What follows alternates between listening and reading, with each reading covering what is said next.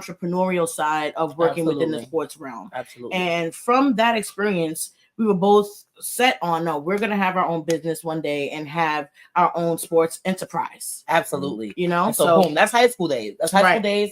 And so from there, you know, we both went into our respective careers. I was working in early childhood education. Jaz was working in logistics for a betting company.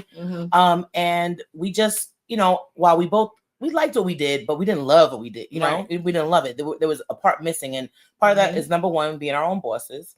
And two, passion. I mean, come on. Sports, we live, breathe, and eat sports. And so we really wanted to find a way to make our passion a career path. Okay. And so we started off, we're from Fort Greene, like I mentioned. And so we started off initially with a Facebook group called Fort Knicks. And in Fort Knicks, we held this grassroots trial and it was called the Ultimate Knicks Fan Competition. And in this trial, we were measuring, well, first of all, we wanted to see if Knicks fans wanted to be rewarded for posting content and being acknowledged for, you know, the type of content that they posted. And so we did this. We went through a whole survey, you know, kind of selection process. And we ended up picking up, I think it was 10 contestants. And for a month long process, we had like competitions. There was weekly competitions, and it culminated, you know, ultimately in this 4-week competition, grand prize competition. And the person who won, shout out to Mrs. Knicks, Anna Bryant. Yeah, she killed it. She dominated. She made it so that nobody could compete. However, I mean, we're ever grateful for that process, because what we saw was that fans did want to be rewarded. They did want to be brought to the forefront. I mean, these are during the days, mind you, during the days when the Knicks were trash. I'm sorry, like we just gotta call a spade a spade. Early 2000s. Yeah, this was James. 2010, 2020, 2011 days. Like, come on. But what kept y'all? See, I have an issue. Okay. So on Knicks Twitter, I'm always negative. I'm always come on with this Thibodeau nonsense. Okay, and we're gonna get to that too. It's a thin line being negative and being positive. Or being real. I'm gonna say, see, that's the being realistic. Being realistic. Yes. And what kept y'all positive through that time where, you know, I say time and that's a great question.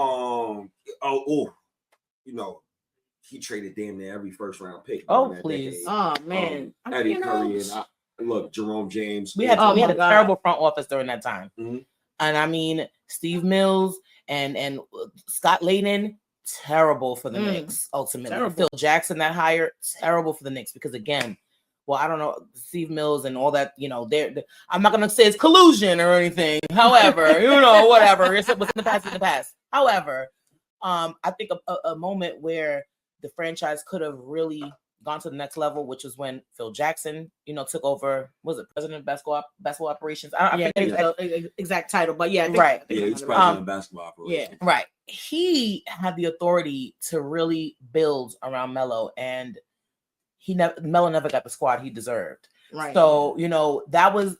I mean, we were riding hard for Phil. It was in Phil we trust days. You know what I'm saying? But we ultimately were let down, and ultimately he's like a thorn in our sides to this day, you know, because the organization suffered as a result of so many bad moves that were made during the early 2000s. But to answer your question, I think it was just pure loyalty, you know, because when you're down and out and your team keeps making bad trade after bad trade, bad season after bad season, there's nothing that, you know, will keep you in it besides just pure loyalty and camaraderie. Now, like we gotta talk about the camaraderie portion, because the loyalty is like, it's just like the underlying fact, but the camaraderie is what brings us together. And so we realized we're on Facebook, we're, you know, this is the Facebook days, and then IG, you know what I'm saying, and Twitter, of course. Well, where can people find y'all on Facebook? Because I definitely post. Okay. You can find us at Knicks OmniFan on all platforms, Facebook, Twitter, Instagram, even YouTube as well.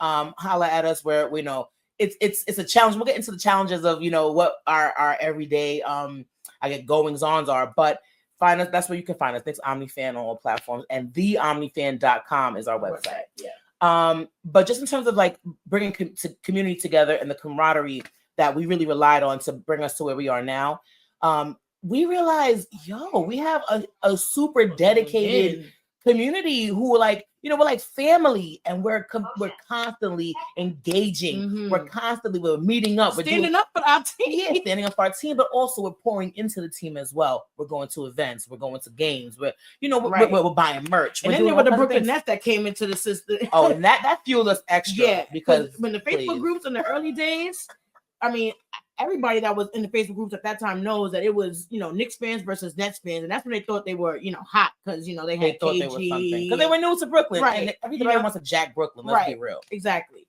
But yeah, and we've said this before. We're from Brooklyn, Fort Greene, couple blocks from the Barclays. Period. Never will be Nets fans ever. Okay, ever. But yeah, now there was just a lot of banter online that made us realize like, okay, wait. So even though we're losing terribly and we have been for seasons, Knicks fans are still dedicated, and there is this sense of community.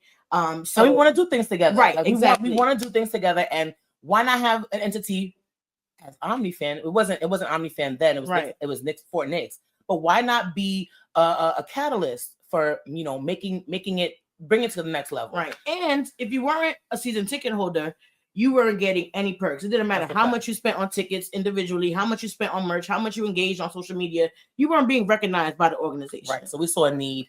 And so then we said, all right, Fort Knicks, it was a great name for the time, but we realized that we want to be scalable. OmniFan is not always going to be only for the Knicks. Omni means all, and fans obviously is self-explanatory, all fans. So that's what OmniFan means in its essence. We're an inclusive platform and hub for fans to connect, to be rewarded, to be acknowledged. And we do that. That's literally, I mean, if anybody has been to an OmniFan event, shout out to you first of all. Right. But we're all about connecting, having a good time, and like whether it's group therapy where we got to lean on each other or where we're celebrating, whatever it is, we're there. The highs and lows, we go through them together. So that's what brought about OmniFan. The name, we went through a whole name selection process. We had like 12 names, and we even sat my family down. Right, we had a whole PowerPoint presentation and everything. We presented like we're not playing.